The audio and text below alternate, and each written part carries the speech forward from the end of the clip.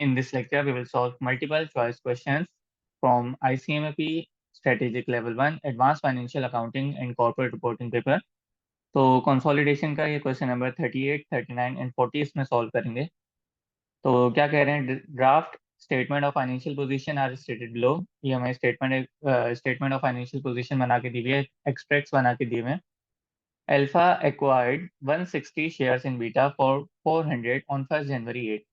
तो 160 shares purchase किए हैं और कितनी कंसिडरेशन पे की है 400। तो अब इससे हमें पता कैसे चलेगा कि कितने परसेंट हमने एक्वायर किया है, तो वो उसको ऐसे फाइंड कर लेंगे। अल्फा ने जो 160 शेयर्स परचेज किए हैं इसको डिवाइड करा देंगे, जो मतलब बीटा के शेयर्स परचेज किए हैं ना, तो बीटा के टोटल नंबर ऑफ शेयर्स से डिवाइड करा देंगे। तो वो है total number of shares 200। Beta के टोटल नंबर ऑफ शेयर्स कितने हैं 200, तो 200 से इसको डिवाइड करा देंगे ताकि यहाँ पे हमें पता चल जाए और इसको परसेंटेज वाइज देखा जाए तो कितने परसेंट एक्वायर किया है। यहाँ पे हमने 80% जो है एक्वायर किया है। तो अल्फा जो है वो पेरेंट एंटिटी बन गई और बीटा जो है वो सब्सिडियरी एंटिटी हो गई। When Beta retain earning were 40। तो अगर यहाँ पे प्रिपेयर कर लें net assets of subsidiary at acquisition date के और एट वोटिंग डेट के,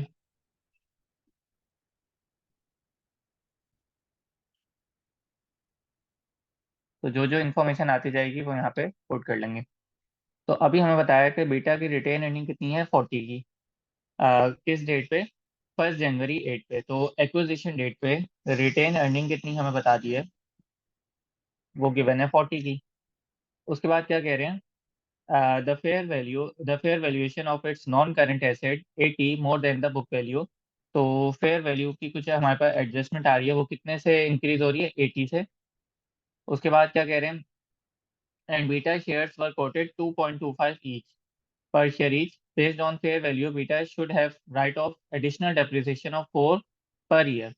तो जब हम इसको रिपोर्टिंग डेट पर लेके आएंगे तो वो भी किसकी रिस्पॉन्सिबिलिटी है, पेरेंट एंटिटी की है कि उसको रिपोर्टिंग डेट पर भी लाए।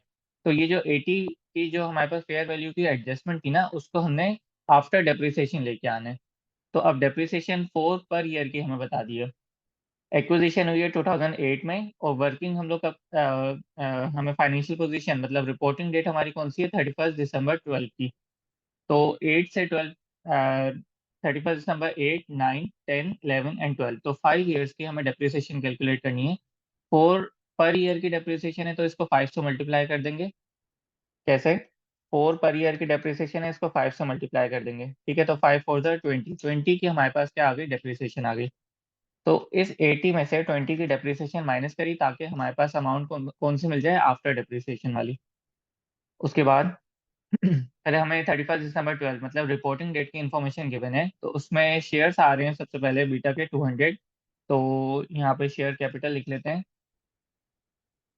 200। एक्विजिशन पे भी 200 है क्योंकि अगर चेंज हो रहा होता तो वो हमें नंबर ऑफ शेयर्स बताते कि चेंज हो रहे हैं अमाउंट शेयर की। उसके बाद रिटेन अर्निंग गिवन है बीटा की, रिपोर्टिंग डेट की कितनी है, वो है 100 की। 100 की यहाँ पे रिटेन अर्निंग भी आ गई। तो जो जो इन्फॉर्मेशन गिवन थी वो हमने लिख लिया। अब यहाँ पे एक्विजिशन डेट का टोटल 320 आ रहा है और रिपोर्टिंग डेट का टोटल 360 आ रहा है। और पोस्ट एक्विजिशन प्रॉफिट अगर यहाँ पे फाइंड कर लें तो वो 360 माइनस 320 किया तो पोस्ट एक्विजिशन प्रॉफिट कितना आ गया 40। तो अब ये पोस्ट एक्विजिशन हमने प्रॉफिट फाइंड कर लिया यहाँ पे।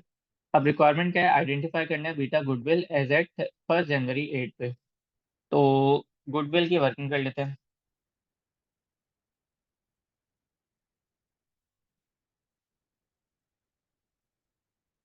तो कंसिडरेशन जो हमने पे की है वो हमने पे करी है 400 की कंसिडरेशन। अल्फा ने जो कंसिडरेशन पे की है वो की है 400 की, 400। ठीक है, तो इसमें हमने ऐड कराने पहले fair value of NCI.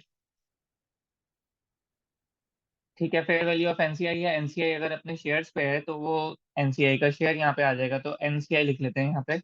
NCI की वैल्यू कैसे यहाँ पे फाइंड होगी, टोटल नंबर ऑफ सब्सिडरी के शेयर्स कितने हैं, शेयर्स की वैल्यू यहाँ पे 200 बताई गई और हर एक शेयर 1 रुपीज़ का है। तो 200 को 1 से डिवाइड करेंगे तो नंबर ऑफ शेयर्स आ जाएंगे जो कि 200 ही आ रहे होंगे।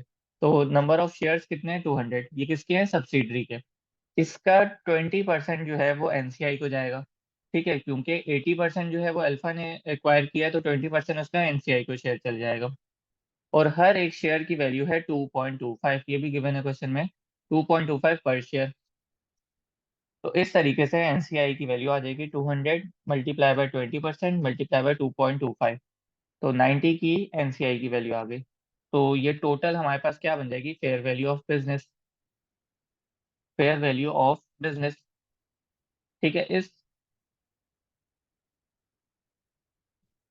फेयर वैल्यू ऑफ बिजनेस में से हमने माइनस क्या करना है, नेट एसेट्स, मतलब कितने नेट एसेट्स हमें मिल रहे हैं। तो वो 320 के नेट एसेट्स हमें मिल रहे हैं।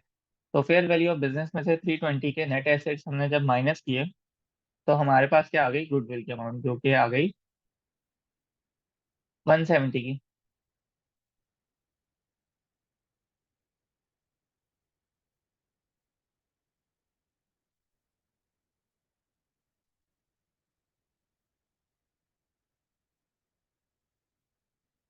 तो ये हमारे पास इसकी रिक्वायरमेंट भी कंप्लीट हो गई है। अब बी रिक्वायरमेंट में क्या कह रहे हैं, at what amount will non controlling interest मतलब NCI be reported on the consolidated statement of financial position as at 31 December 12। तो एनसीआई की वर्किंग कर लेते हैं।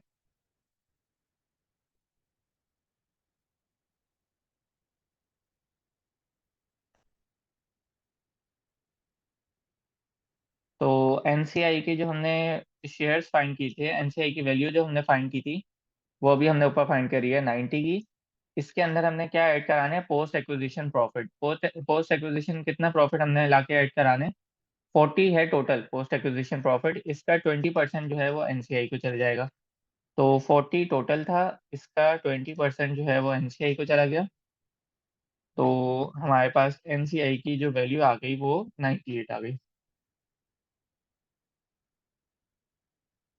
तो ये बी रिक्वायरमेंट भी कंप्लीट हो गई। अब सी रिक्वायरमेंट में क्या कह रहे हैं, what is the amount of consolidated retain earning. Group reserves की वर्किंग फाइंड रिक्वायर्ड है, ग्रुप रिजर्व फाइंड कर लेते हैं।